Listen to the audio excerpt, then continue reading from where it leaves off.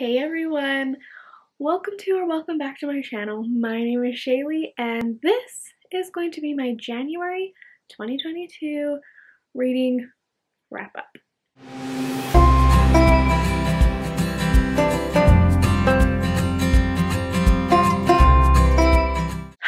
I want to just jump right in because I can only imagine that this will be a chaotic. I'm going to try my best not to make that so by looking at some notes here that I have, and hopefully it will be somewhat put together. But I haven't done a wrap up in a really long time because last year it used to be that I would just, every book that I read was vlogged and you would see. It is not going that way so far this year, and that's fine. So I'm going to be doing wrap-ups. So one thing though is that if it isn't a reading vlog, I'm not gonna like talk too much about it and my feelings. You can just go to the vlogs and see those. How should we proceed? I think we should start with like ratings, end on the high notes, all of that. So very first, we will start with DNFs. The very first thing that I read in the year was a DNF, and sadly was What Should Be Wild by Julia Fine. This was something I was very excited about. This cover is beautiful. I was intrigued, but this is when my suspicion really set in, where I said, I don't enjoy weird books anymore. Or maybe ever. I don't think I ever gave weird books a good rating.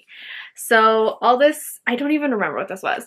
This says, in this darkly funny, striking debut, a highly unusual young woman must fight a curse that has plagued the women in her family for millennia. An utterly original novel with all the mesmerizing power of The Tiger's Wife, The Snow Child, and Swamplandia?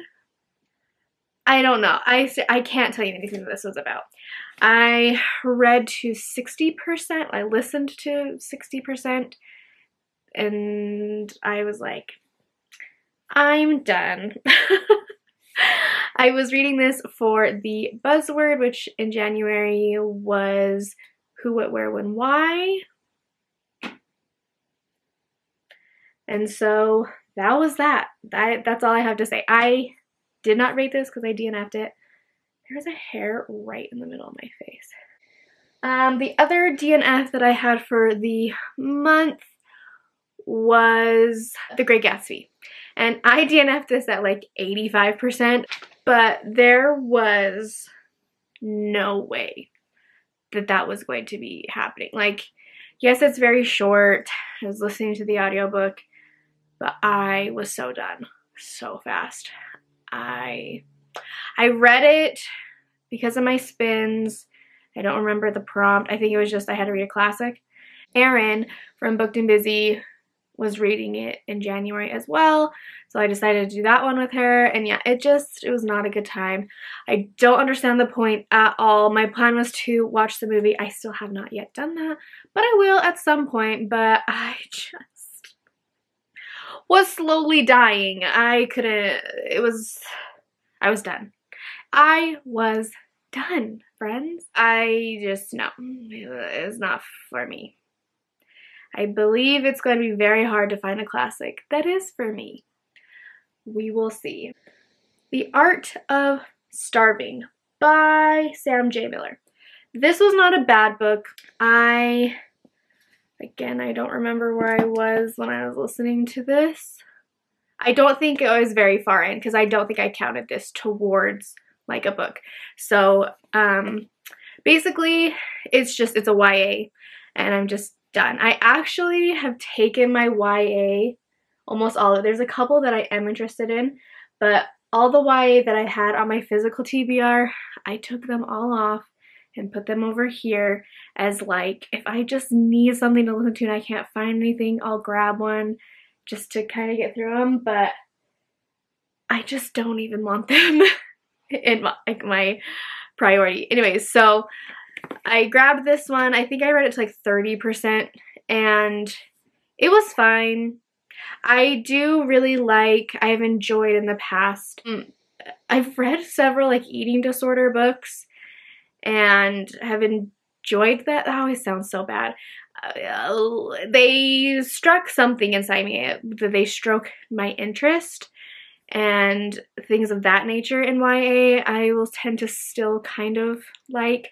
But this one was just, it was weird. This was a strange book. So let me pitch it to you. It's about a boy who basically, there was a book that I thought, if you like this, then you might like this, but I can't remember what it was now. But he has an eating disorder. Again, I don't know what's gonna offend some, trigger any, he's like not eating and other things.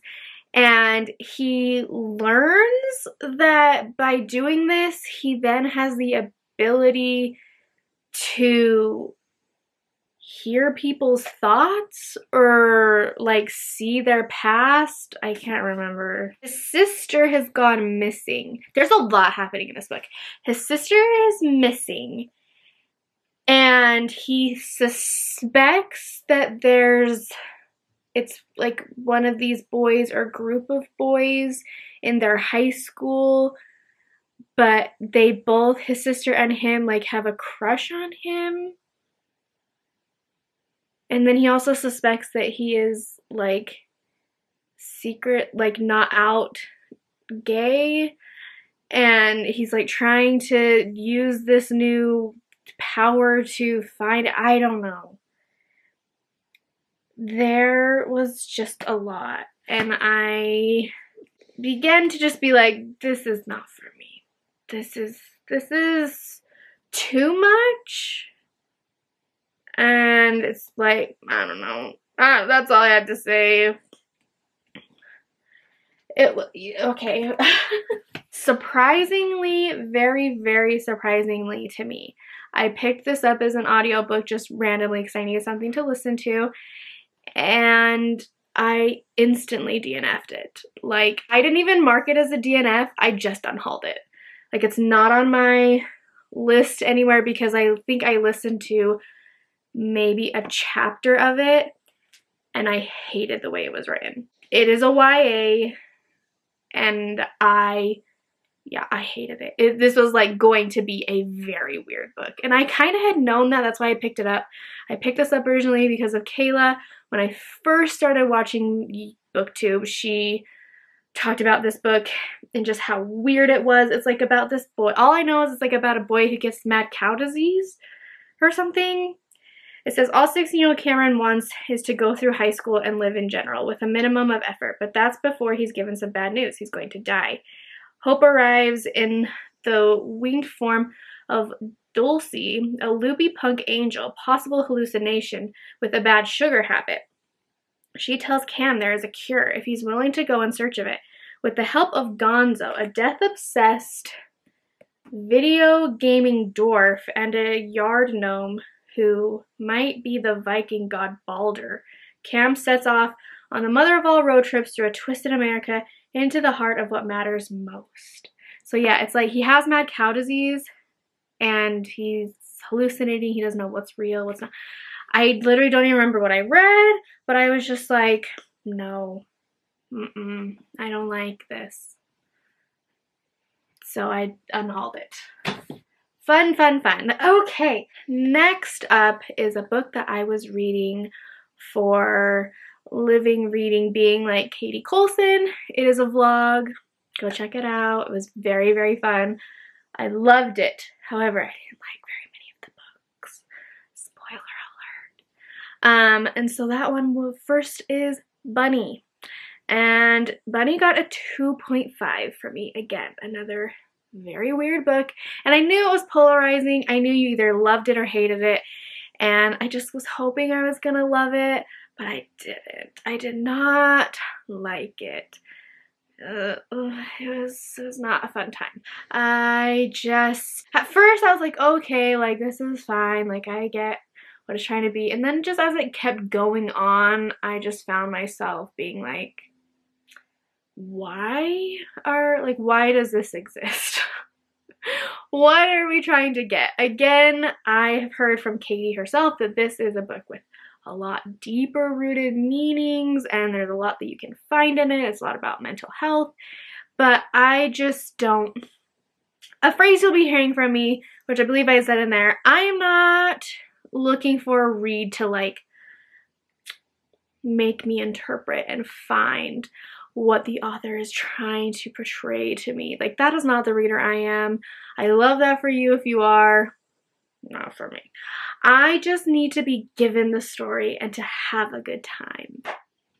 That is what I'm looking for in my reading right now. So it was very dark. Anyways, so that was that.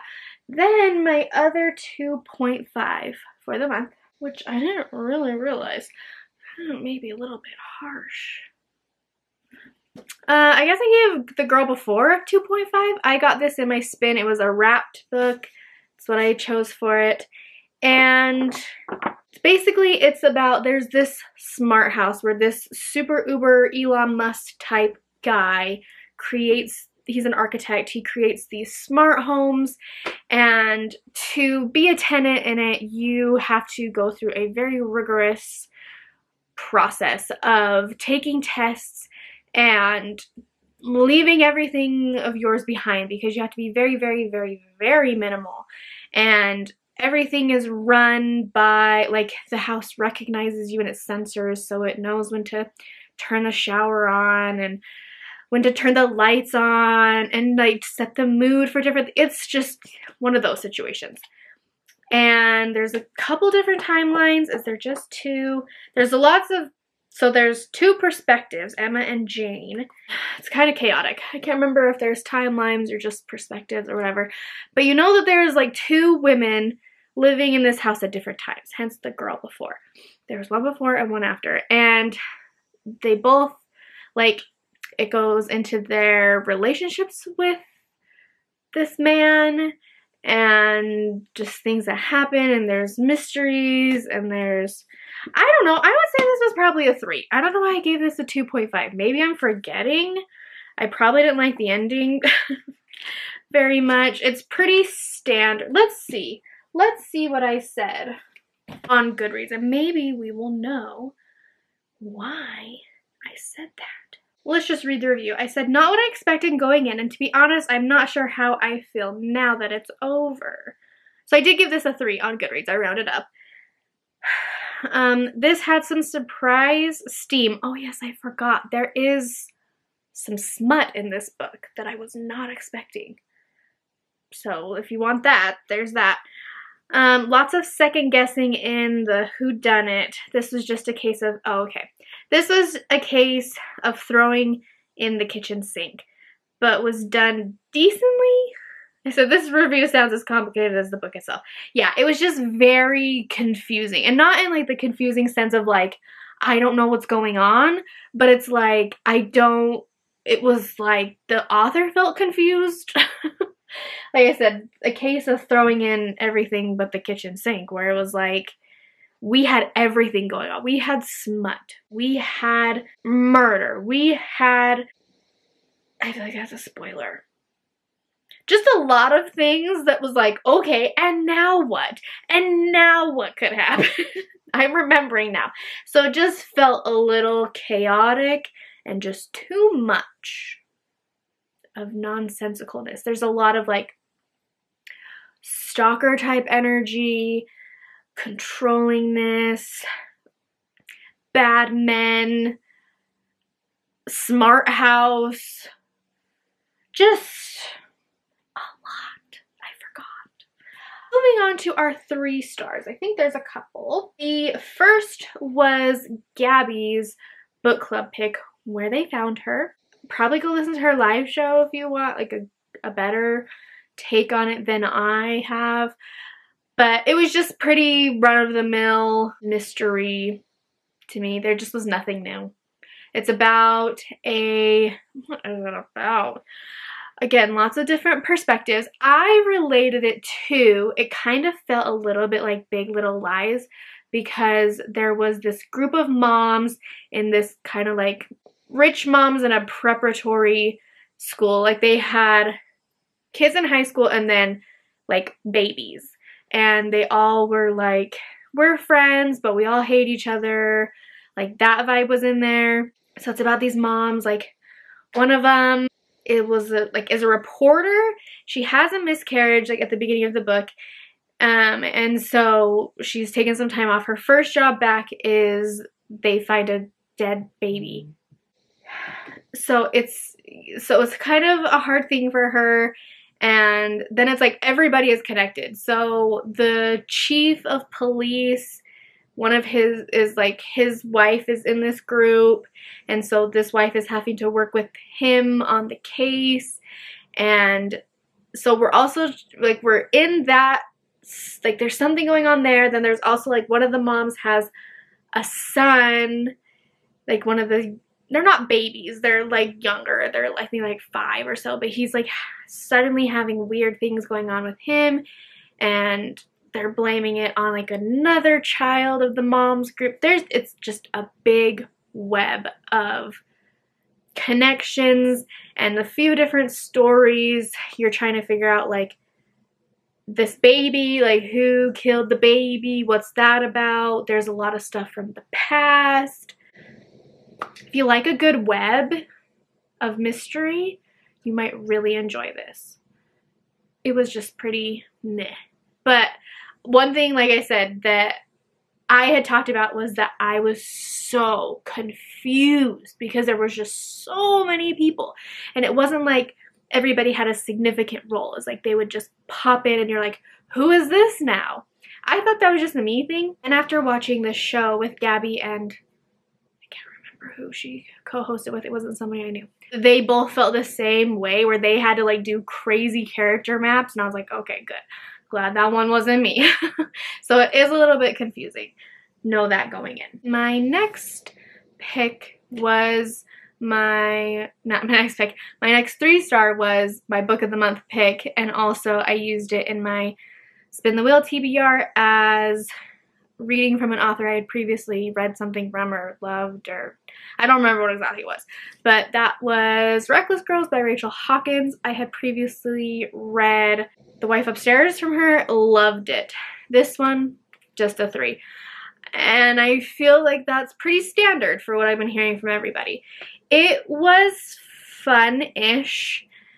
Something I haven't really read. It's like an island isolation type story about this couple that meet these 2 girls. They live in Hawaii and they want to go on an adventure to this remote island that it was like where this shipwrecked in World War II, and supposedly it's like super creepy and eerie and lots of strange stuff happens there. So they hire them for their boat and the 4 of them go. When they get there, lots of stuff happens. I don't think this is where there's like someone else there, like a couple that's already there.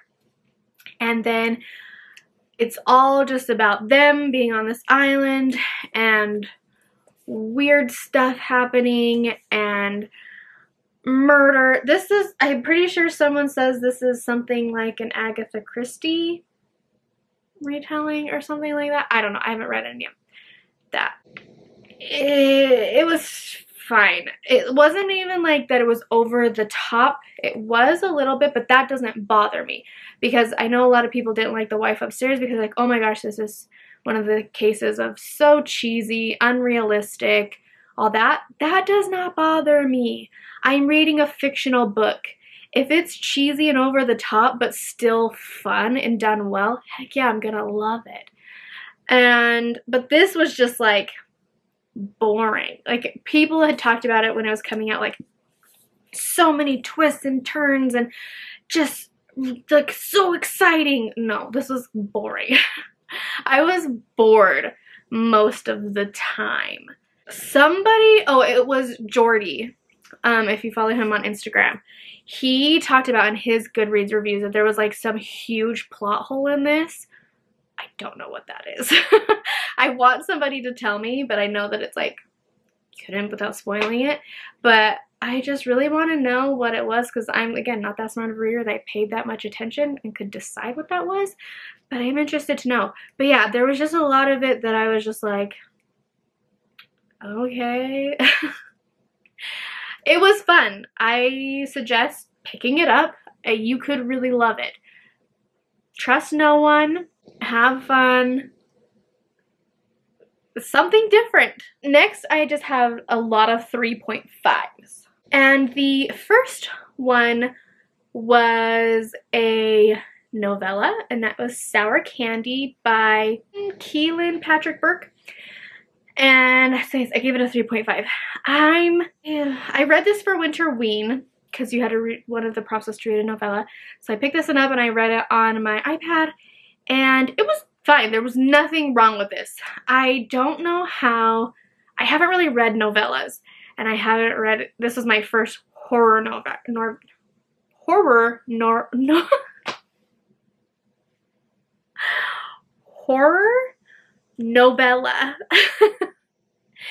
And I just think it was like, it was good, but I just had that feeling of maybe wanting more. I don't know. I don't know what the feeling was. Also was not as like creeped out by this book. It was just kind of strange. There's not a lot I can say, but it's basically, there's a man who is with his girlfriend in the beginning of the book, and they're just having a lazy day, and she wants him to go to the store to like get snacks, and they're just gonna hang out, have sex, and watch TV for their weekend. So he goes to the store, and some weird things happen where there's this woman and a young boy in the candy aisle, and the woman looks empty. She's just a shell of a human standing there, and this boy is just screaming, this horrifying scream. And then she just starts, I think she starts just shoving candy and eating candy, I believe. And like everyone's standing around being like, what the heck is going on? He leaves, gets into a car accident, and it's the woman from the store. He tells the police she's got a boy with him, like, you need to go check. They say, nope, no boy. There is not a boy in the car. Something happens that I'm not gonna say, and then he goes home, and the police are there, and they're like, that boy you were saying, he's your boy. He's in your house. And then just, we go from there, and just things get real weird. And it was disturbing in the sense, but like when I was reading it, I was kind of just like, all right, I'm gonna read this and finish it. Afterwards, I think about it more, and I'm like, that was something else. But yeah, take it for a ride. It's super fast. I read it in like an hour. That's all I got. Yeah. Next up was another Katie Colson pick, and that was The Diviners, 3.5, which I kind of feel like is maybe generous. It's not for me. I will not be continuing the series. I will keep this book because I need it. It's beautiful. I don't want to get rid of it, and it wasn't like I despise it, so I will keep it. I talked a lot about it in that video. Short thing. Okay, first off, it's about these diviners who like have abilities to do different things, and there's this murderer who is called Naughty John, who is like dismembering bodies, and it's very like satanic and like anti-Christ, or is it very religious? I don't know the difference.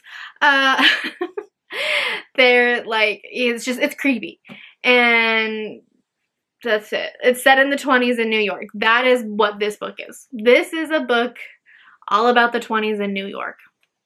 Sorry, I've said it. It was just 578 pages of just being in New York in the 20s with some sprinklings of murder and magicalness. It was so freaking boring.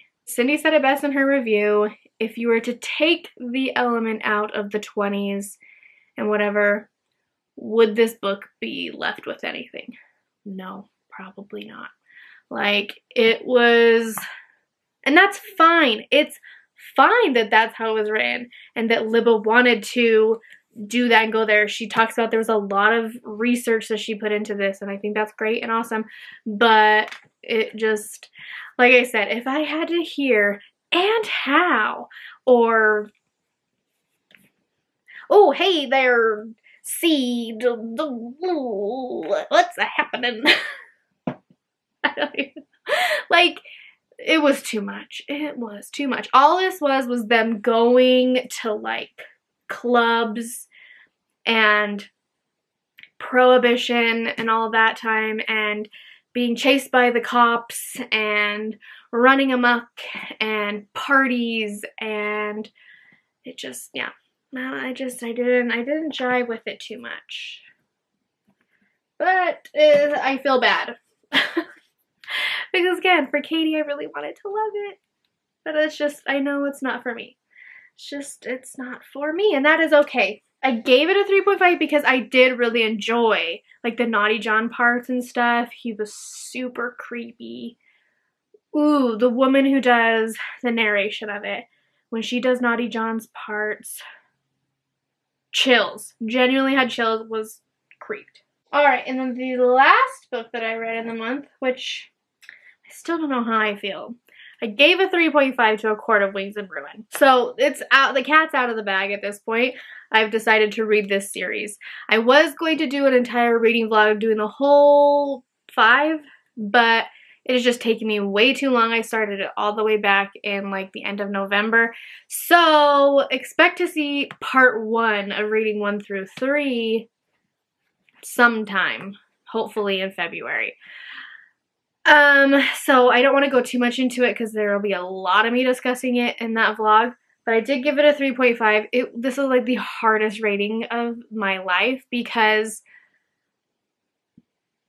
this much of the book, I really was just so bored and it was dragging. It took me a very long time to read because I was just like, this is not what I'm after.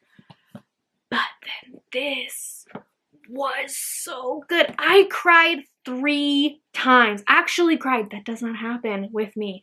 I don't physically have tears come out of my eyes when reading books. I don't know why. I'm a very emotional person. I cry at everything else, but books is not something I actually cry. I'll feel the feeling of like, ooh, I could cry. If this was a movie, I would be crying right now. But I actually cried 3 times in like the span of 50 pages. So it's so hard for me. Like that alone and the ending of this, I just want to give it 5 stars. But I can't because I really was just so bored with the majority of this. So 3.5. Maybe it'll be like a 4 upon a reread. I don't know. Then we have something super short. Again, I read for Winterween. I give a 4-star to Through the Woods, a graphic novel. It is a horror graphic novel. This is the first graphic novel I've ever read.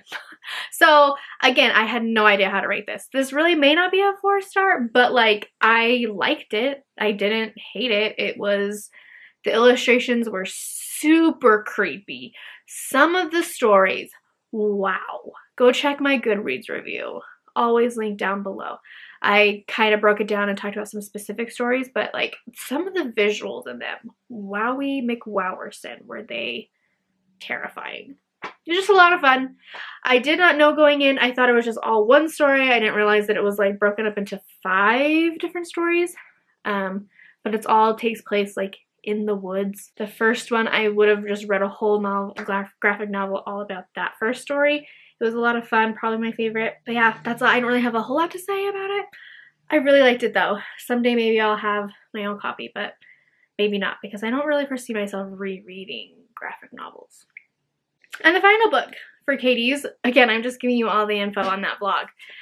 But, so I won't talk about it, but I gave a 4 to The Southern Book Club's Guide to Slaying Vampires. now having some time away, might be even a 4.5. This book has really stuck with me. I had a really good time. But again, kind of where a lot of it in the beginning, there was like one big wow moment that gripped me, but then after that, I was pretty bored through a lot of it. But then it got to a point where like the vampires really come into play. Like there was some parts, I said this in the vlog, I forgot that this was like a horror book for a little bit. I thought it was like, okay, but then it got horrifying, like graphic, brutal blood, guts, and gore. I was not expecting. So that was very interesting. And yes, just I love the ending. There's some scenes that I will never forget and will haunt me for the rest of my life. I will probably reread this at some point as well, because it was really good. It was probably a 4.5. You know, I don't know. I don't know how to judge it.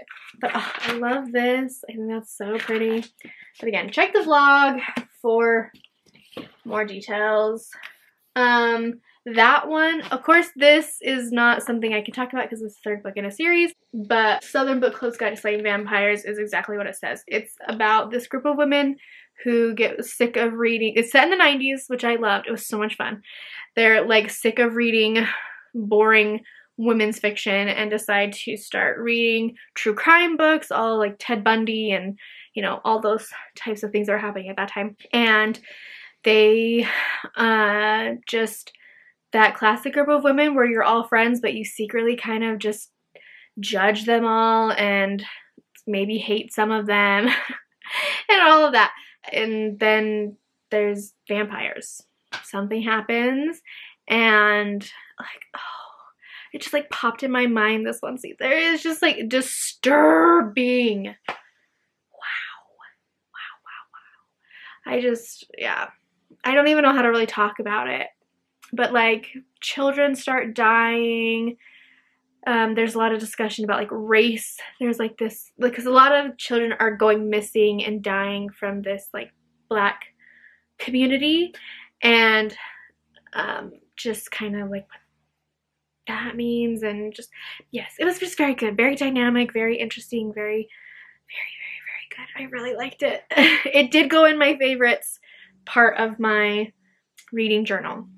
All right, and this is the last book. I did not give anything 5 stars this month. This one was my last 4.5 star, and I also read this for Winterween, and that is The Winter People by Jennifer Mcmahon. Okay, if you were not reading this during Winterween this year, I don't know who you were, because literally everybody was reading this because it's Gabby's favorite book, and it was the prompt for like snow on the cover.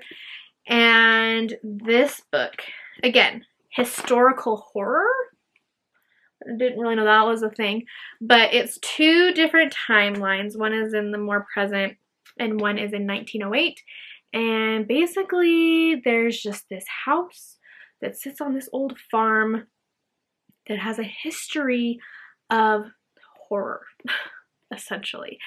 And then there's this new family living there, and things are happening. Their mother goes missing, and it's these 2 daughters, and just like the 2 worlds collide, and just like, I was terrified at this ending. Again, this is in a reading vlog. I did a Winterween reading vlog. I haven't even said that. So if you want to know any of the Winterween books that I read, there was a whole Winterween vlog. And so I like vlogged that experience. I had to, like, I could have finished it, but I had to stop and read it like in the daytime because I was getting so freaking scared. Like actually so scared. And so yeah, that's all I can really say about it. But again, another one that I will be thinking about for many times. Look at that, they all fit in there just perfectly. My battery's about to die. Oh my goodness. Okay, so here is the end. It also was very long, I know. Please put, give me an emoji of your favorite that represents any of these books that you've read and you loved as well. That would be great, and I'll try to guess what book you're talking about. How about that? I like that.